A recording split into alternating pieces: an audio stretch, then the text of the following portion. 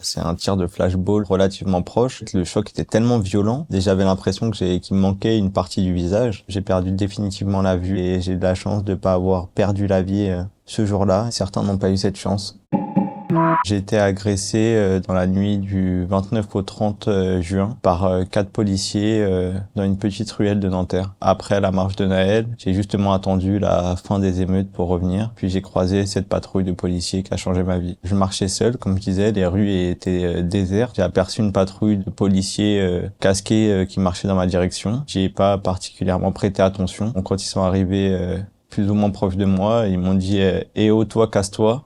Et quand j'ai levé la tête pour les regarder, ils m'ont tiré au flashball en pleine tête. J'ai pas eu le temps de parler, j'avais rien pour leur être hostile. Je comprends pas la gratuité du geste et la violence du geste. Je fais 1m82, donc pour me tirer dans le visage, faut vraiment épauler très haut, donc ça peut pas être un accident. C'est plus facile de me tirer dans le torse ou dans les jambes s'il faut me tirer dessus. Mais il n'y a pas de raison de me tirer dessus. La dernière image enregistrée par mon œil gauche, c'est justement la lumière et le flashball en direction de mon visage. Instinctivement, je me suis dit que si je tombais par terre à ce moment-là, j'allais peut-être mourir.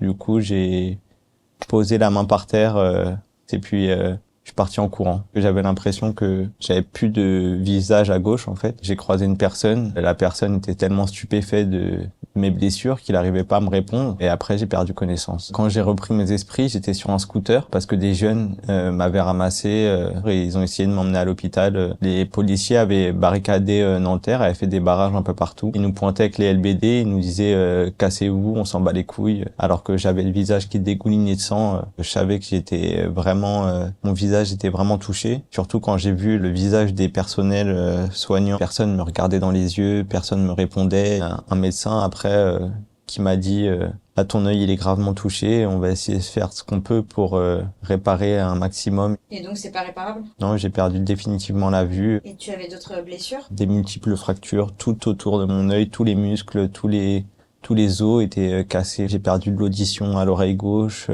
J'ai des migraines en permanence, déjà dues à la violence du choc. Et mon œil, en plus de ça, qui essaye de compenser pour les deux. Le fait de vivre avec un œil, c'est toute une perception différente de la vie et du monde qui m'entoure. M'asseoir correctement sur un tabouret, me verser de l'eau dans un verre, ça change tous les petits gestes du quotidien. Et c'est aussi toute la perception de ma vie future qui change. Je voulais devenir professionnel dans les arts martiaux, notamment dans le MMA. Il y a beaucoup de métiers, notamment des métiers de la route que je peux plus faire. Ça chamboule toute ma vie parce que je suis jeune, j'ai 24 ans et vivre avec un œil et être défiguré toute ma vie, c'est pas évident. Je pourrais être en colère, je pourrais être triste, mais ça va pas me faire avancer dans la vie. Moi, ce que je veux, c'est que justice soit rendue pour que des gestes comme ça ne se reproduisent plus en fait, parce que c'est inadmissible. On est en France, il y a des lois. Si lorsqu'elles sont enfreintes, il n'y a pas de sanction, je me demande à quoi elles servent en fait. Moi, j'aimerais bien qu'on soit tous égaux devant la justice. J'ai porté plainte auprès de l'IGPN contre X pour violence volontaire par personne dépositaire de l'autorité publique. J'ai pas de haine particulière envers la police. Pour que les policiers comprennent, il faut qu'ils comprennent que quand on presse une détente, il y a quelque chose de définitif qui se passe, que ce soit avec une arme à feu, que ce soit avec une arme dite non létale, comme un LBD. Mais dans tous les cas, quand on presse une détente, ça change la vie. J'en ai encore pour plusieurs mois de rétablissement et d'examens médicaux. C'est loin d'être fini pour moi. J'ai de la chance de pas avoir perdu la vie ce jour-là et ça, j'en suis conscient. Certains n'ont pas eu cette chance.